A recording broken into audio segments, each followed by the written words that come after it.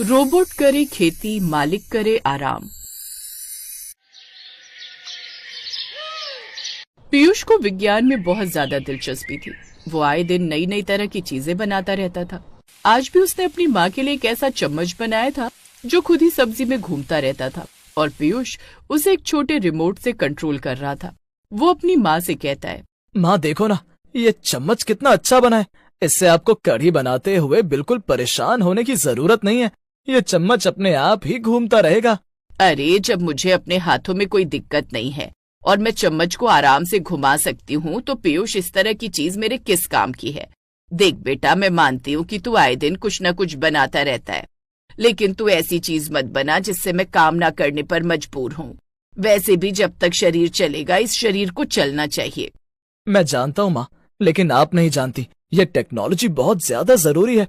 कभी कभी आपका खाना बनाने का मन नहीं होता या फिर आप इधर उधर बात करने लगती हो। अगर चम्मच घूमता रहेगा तो सब्जी में उबाल आएगा, तो सब्जी बाहर नहीं निकलेगी। तभी रसोई के अंदर उसकी बहन सोमवती घुसती है और कहती है, अरे पीयूष भैया, आप जब देखो ऐसी कोई छोटी मोटी चीज बनाते रहते हो। कभी तो कोई ऐसी चीज बनाओ जो सब लोगों के काम आए। ये छोटी छोटी चीजें आप कब तक बनाते रहोगे? तुम बिल्कुल भी फिक्र मत करो बहन, मैं बहुत बड़ी खोज करने वाला हूँ जिससे कि हम लोगों को बहुत ज्यादा फायदा होने वाला है और हमारे साथ साथ बाकी के गरीब किसानों को भी फायदा होगा। सोमवती और कुसुम कुछ नहीं कहते क्योंकि वो जानते ही नहीं थे कि पीयूष किस बारे में बात कर रहा है।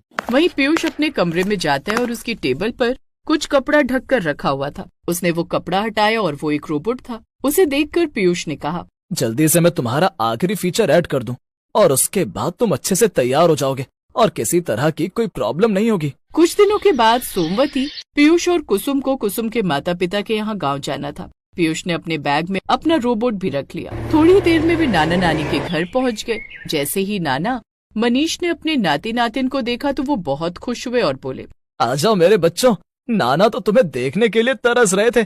कितने दिन लगा दिए तुमने आने में।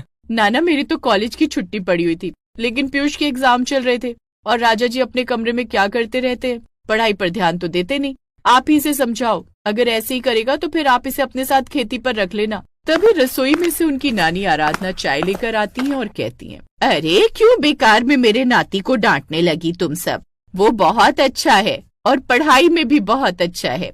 उसकी उम्र के बच्चे कितने शरारती होते हैं, लेकिन वो सब लोगों का कितना ध्यान रखता है। सुना है उसने अपनी माँ के लिए चम्मच बनाया था। अब सोमवती ने हंसते हुए अपनी नानी को बताया, हाँ नानी, चम्मच बनाया था ना, लेकिन उसने चम्मच की स्पीड अचानक गलती से बढ़ा दी और वो चम्मच गोल गोल जल्दी जल्दी घूमने लगा और सारी सब्जी पूरी रसोई में फैल गई। और उसके बाद जो भी उसकी मार पड़ी है उसके बारे में तो पूछो ही मत।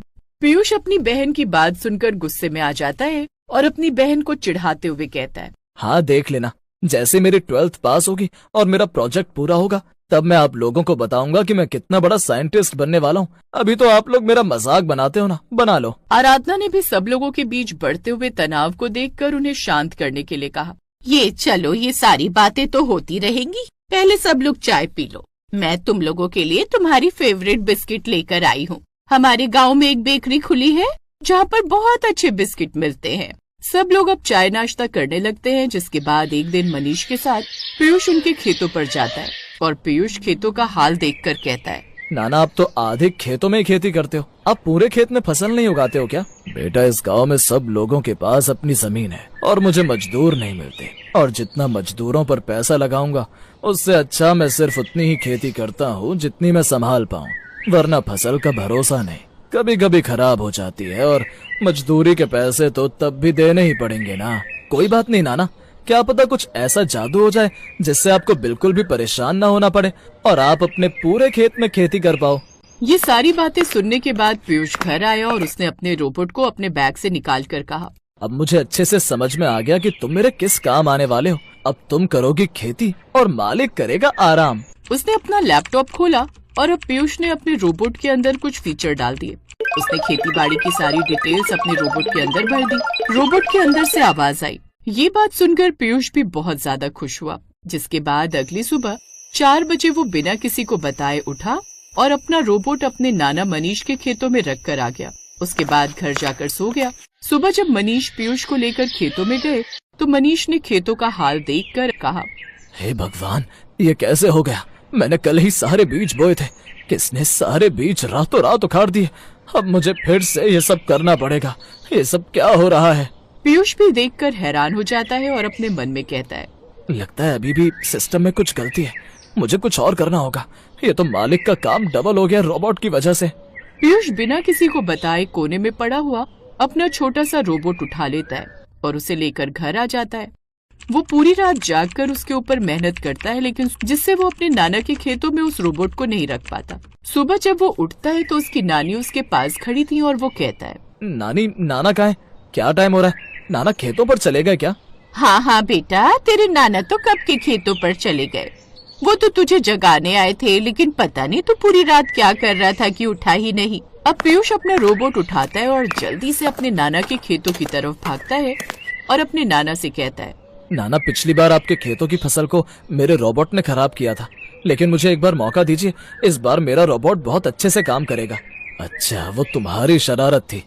वही मैं सोचूं कि मेरी सारी फसल कौन उखाड़ सकता है। मेरी तो इस गांव में किसी से दुश्मनी भी नहीं। नाना, मैं बहुत घबरा गया था, इसीलिए आपको सच नहीं बता पाया। लेकिन एक बार आप मुझे और मौका देकर देखें। इस बार मेरा रोबोट कोई भी गलती नहीं करेगा। मनीष उसकी बात सुनकर सिर झुका लेते हैं और अपनी नाती की जिद के आगे कुछ बोल नहीं पाते। पीयूष को भी अपने रोबोट पर पूरा भरोसा था। वो अपने रोबोट को स्टार्ट करके खेतों में छोड़ देता है और मनीष और पीयूष इधर उधर देखने लगते हैं। थोड़ी ही देर में रोबोट एक्टिव हो जाता है और उसके बाद पूरे खेतों को अच्छे से फिर से बीज से बो देता है। जैसे ही मनीष ने खेती की तरफ देखा तो कहा, कमाल हो गया। ऐसा कैसे हो सकता है? अगर 4 लोग मिलकर भी इस खेत में बीज बोते तो भी 2 दिन लग जाते, और इसने मेरे आधे खेत में नहीं बल्कि पूरे खेत में बीज बो दिए।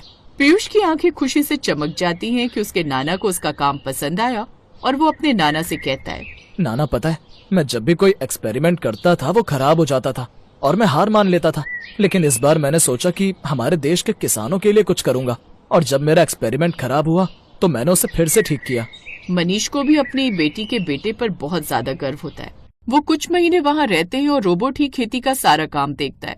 मनीष भी दुगनी फसल उगा पाते हैं और अब पीयूष अपना रोबोट अपने नाना को ही देकर चला जाता है और कहता है, नाना, अब कोई भी प्रॉब्लम नहीं होगी। रोबोट करेगा खेती और मालिक करेगा आराम। मैं ऐसे छोटे छोटे रोबोट के सैंपल बनाकर और भिजवा दूंगा। आप अपने सब दोस्तों को मेरा रोबोट देना।